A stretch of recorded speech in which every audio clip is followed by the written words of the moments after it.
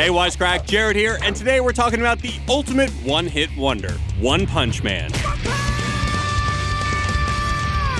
One Punch Man is unlike any anime you've ever seen. For one thing, the show parodies just about every trope in the genre. We might examine this in a future episode, so be on the lookout for that. Today, however, we're going to look at another way the show is unusual. There's pretty much no drama. After you've seen one or two episodes, you know how practically all of them are going to end, with a big-ass punch and a yawn from the titular One Punch Man. So how does the show remain so interesting? Well, that's where it gets pretty smart. Not only does it provide a hilarious take on anime, but also a more subtle take on where humanity is going as a civilization.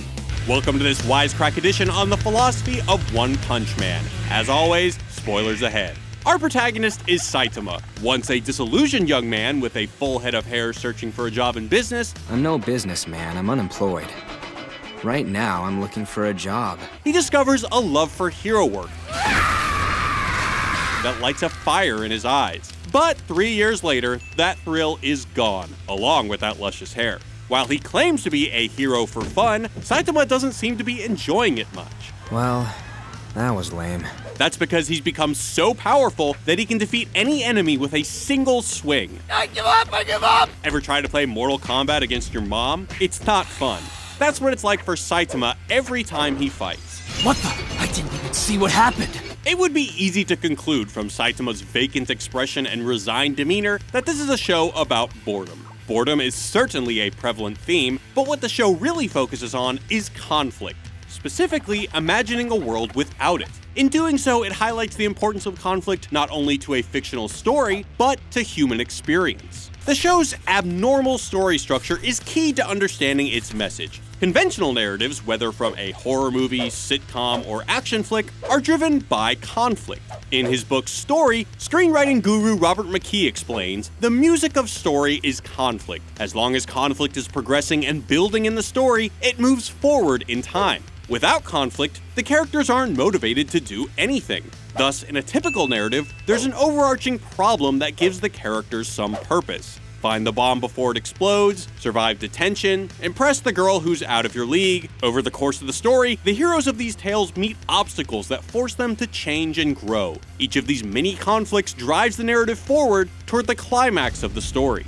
We can illustrate this with countless examples, but let's go with a classic, the original Star Wars trilogy. When we first meet Luke Skywalker, he's an ambitious but inexperienced youth who dreams of adventure. He faces constant challenges, the death of Obi-Wan, the loss of his hand, finding out the hot princess is really his sister, Leia. As he overcomes these obstacles, he reaches greater heights as a character, all in preparation for his showdown with Darth Vader.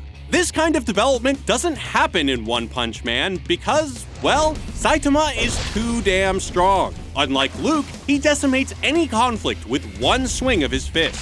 Worse, he knows he can't lose, so he doesn't even benefit from the fear of defeat. Absent any adversity, he has nothing to strive for. So with the exception of a brief flashback to his origin story, he's basically the same guy throughout the series. Even Saitama's training regiment, usually an opportunity to depict a character's mental and physical development, is just the same thing every day. There's no progression.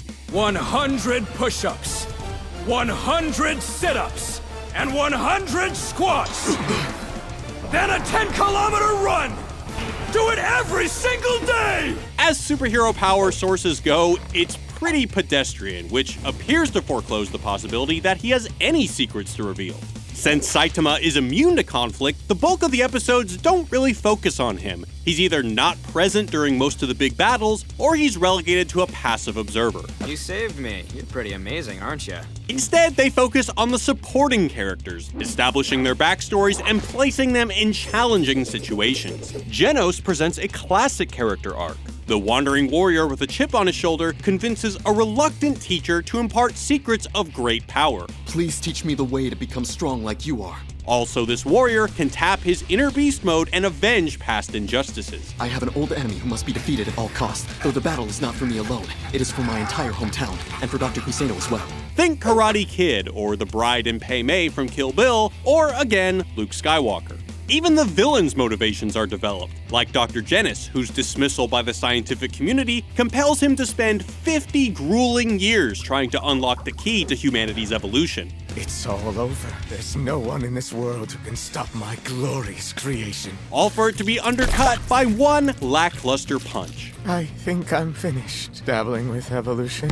Saitama's motivations, in contrast, are mundane. He's just doing this all for fun. I'm just a guy who's a hero for the fun of it. His powers don't spring from some deep-seated pain in his past, he just did a bunch of exercise. The ease from which he's reached superhero status robs the supporting characters of any meaning they've derived from their struggles. I did not ask to study under you to hear jokes! And they get pretty pissed off about it. You say you do this for fun? For fun! How dare you confront Mother Earth's apostle for such a mindless reason?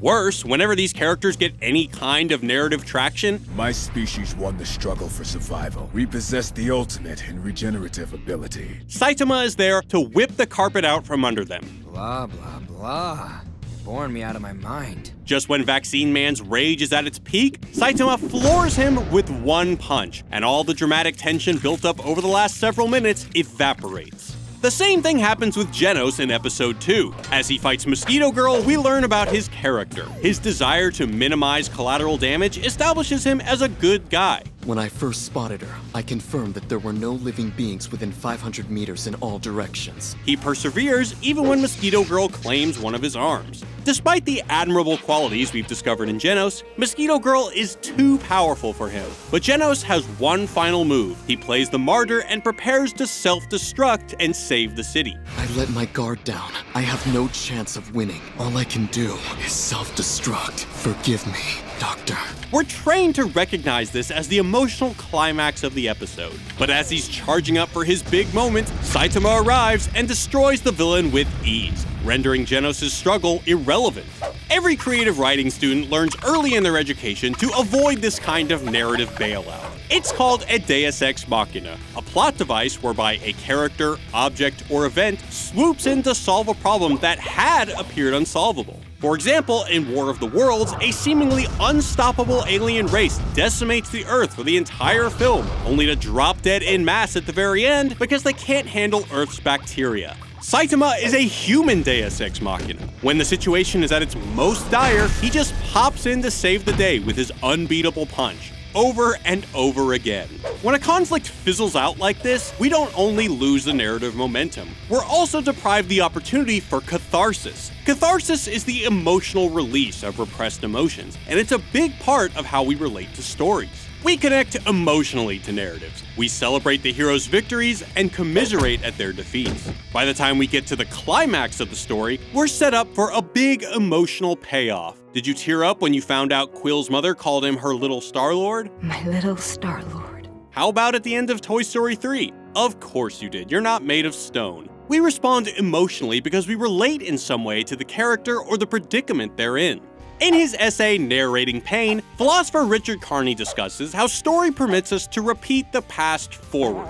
Through the actions and personas of characters, we can revisit our own lives and past experiences. We sympathize for Genos, whose sad story may remind us of what it's like to lose a family member. He even took the lives of everyone in my family. Our feelings of encouragement for the Moomin Rider may stem from our own experience trying to measure up to someone that's bigger, smarter, or stronger than us. We don't simply feel empathy for these characters. We're working out some of our own issues too. We see particularly good examples of this in Japanese media. In post-World War II Japan, for instance, the father of Japanese professional wrestling, a guy named Rikidozan, would fight American wrestlers styled as cheaters and villains. Watching Rikidozan struggle, persevere, and ultimately beat the American fighters allowed the Japanese to release some of the emotions associated with the war. To some extent, kaiju movies such as Godzilla, which depicted mass devastation akin to the havoc wreaked by the atomic bomb, serve the same function. And it's not just a Japanese thing. Following 9/11, American cinema produced numerous films that tapped into the emotions associated with terrorist attacks. One Punch Man is precisely the opposite. My acid breath will melt you into a pile of fleshy pulp!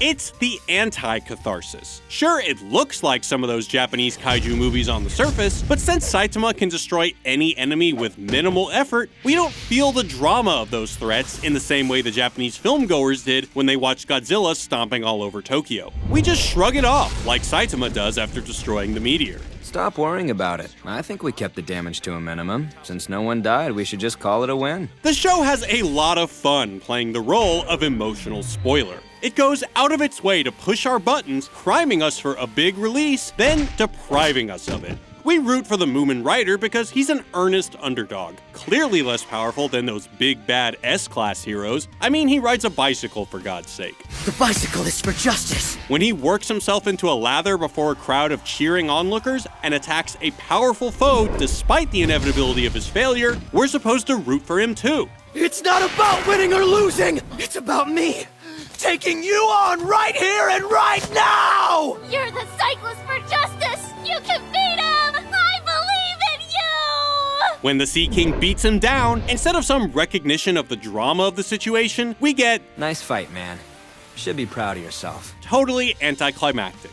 Of course, all of this is supposed to be funny, and it is. But the show isn't just playing for laughs. It's highlighting what's missing in a life without conflict. Japanese theorist Masahiro Morioka has observed the way our civilization's drive to minimize pain and discomfort has actually drained value from our lives. By and large, life is easier than it's ever been. On the surface, it may seem like our ability to reduce pain is good, because it's enabled us to increase our pleasure and comfort. But to Morioka, in doing so, we gradually lose the opportunity of experiencing the joy of life that comes from encountering an unwanted situation and being forced to transform ourselves to find a new way of thinking and being. The show provides a great illustration of Morioka when Saitama recalls his first battle against Krablante. The win means something to Saitama because he had to struggle to achieve it. Flash forward 3 years, and we see Saitama considering some pre-packaged crab at the supermarket. This juxtaposition perfectly depicts how modern life has managed to iron out any hardships. Clearly, Saitama would prefer to work for his seafood. Through the lens of Morioka, we see that Saitama's frustration stems not only from boredom, but from his inability to change and progress through failure and pain. This is clear from the first episode, when Saitama defeats Vaccine Man and experiences not triumph, but frustration. Not again. All it took was one punch. Damn it! Without any meaningful hardship, his life has become devoid of purpose. Just as a story requires conflict to progress, so too does a human being. The idea that ease detracts from life's value is articulated again when Saitama reacts to the Paradiser's manifesto. We will continue to riot until food, clothing, and shelter are provided free of charge to those who do not work. Sounds pretty boring. For these villains, paradise means success with no effort. Saitama has this, and he thinks it sucks. I've become too strong. Morioka agrees, writing that a civilization without pain and suffering seems to be the ideal of the human race. However, I wonder if people might end up losing sight of joy and forgetting the meaning of life in a society pervaded by pain reduction mechanisms and filled with pleasure. In the last episode of Season 1, it appears that Saitama may have finally met a genuine challenger, an enemy who can take a punch, even multiple punches. Consecutive normal punches. But it turns out that Saitama's been holding back the whole time. In that case, I'll use my own final move. Killer move, serious series. Serious punch.